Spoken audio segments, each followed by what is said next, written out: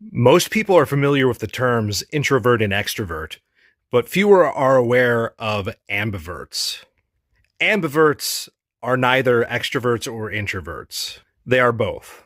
They are comfortable with talking to strangers, they enjoy the presence of others, but they're perfectly happy to be alone as well.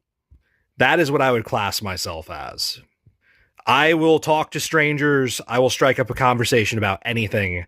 I'm an open book. I have no secrets. There are no skeletons in my closet. I am exactly who I present myself as. Still, I am a hermit. I spend all of my time alone, and it's been like this for probably a decade, maybe more.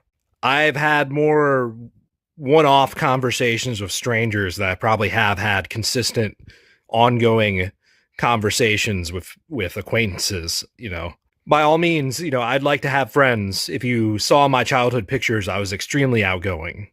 I was very outgoing until I witnessed death at a young age and realized that the people in my environment were abusive. Out of self-preservation, I had to withdraw and become okay with being alone. I'm sort of like Shikamaru.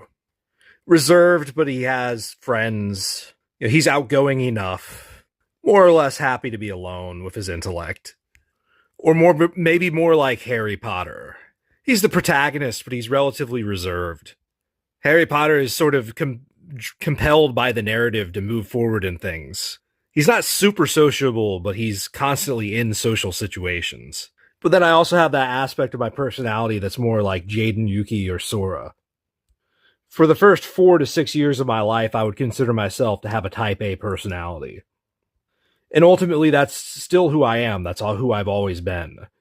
But my environment doesn't really lend to the expression of my type A personality. So I take on a more reserved stance. However, this is toxic. This is a repression, a suppression of my true nature. And that's not okay. My true nature is this very outgoing individual. Making friends as an adult is very difficult. It's much easier to grow up with a core friend group and keep conversation going with them.